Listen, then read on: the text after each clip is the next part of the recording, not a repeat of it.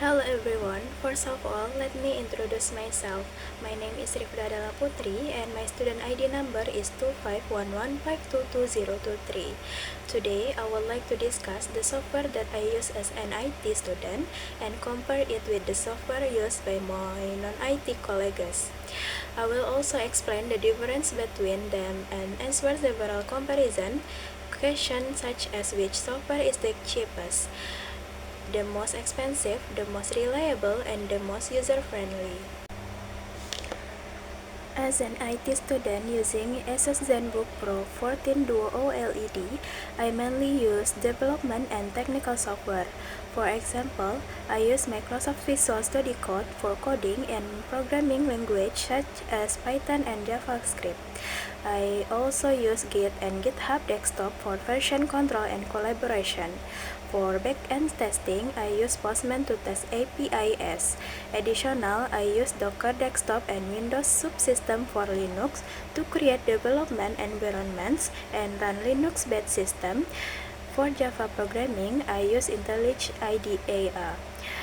These tools are essential for software development, debugging, and system management.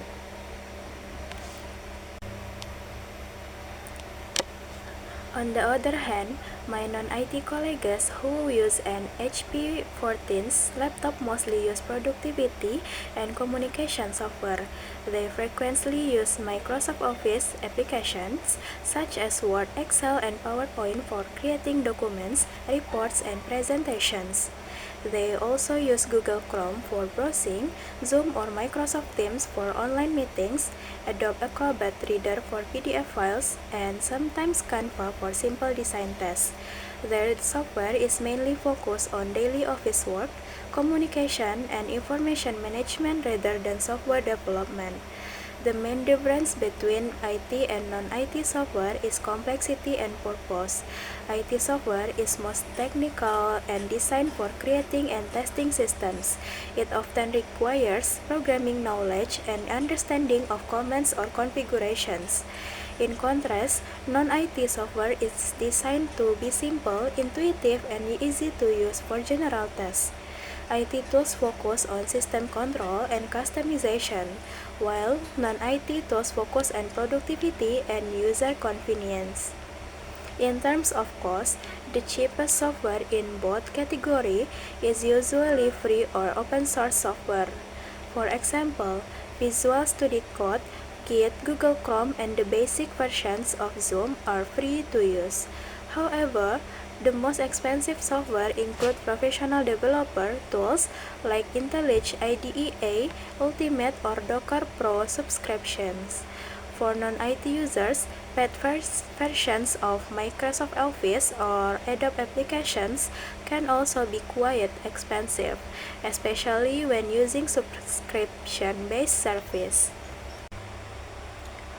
When discussing reliability, Microsoft Office and Google Chrome are considered very reliable because they are widely tested and frequently updated. Visual Studio Code is also very stable and trusted by developers worldwide.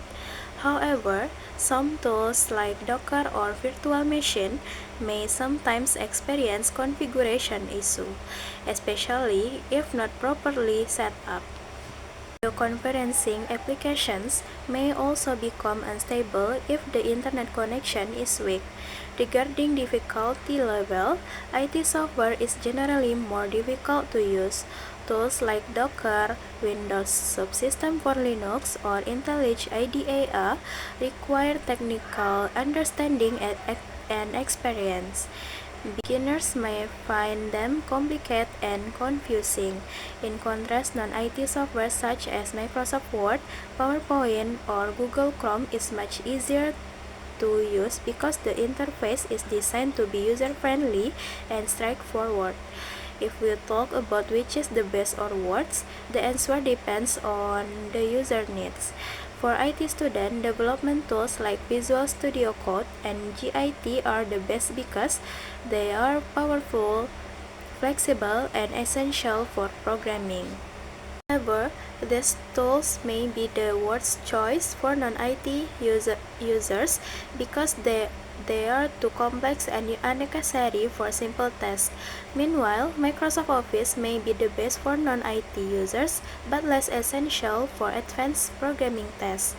Finally, in terms of user-friendliness, non-IT software is generally more user-friendly because it is designed for general users. Applications like Microsoft Word, Canva, and Zoom have simple interface and easy navigation. On the other hand, IT software such as Docker or command line tools is less user-friendly for beginners because it requires technical commands and configuration.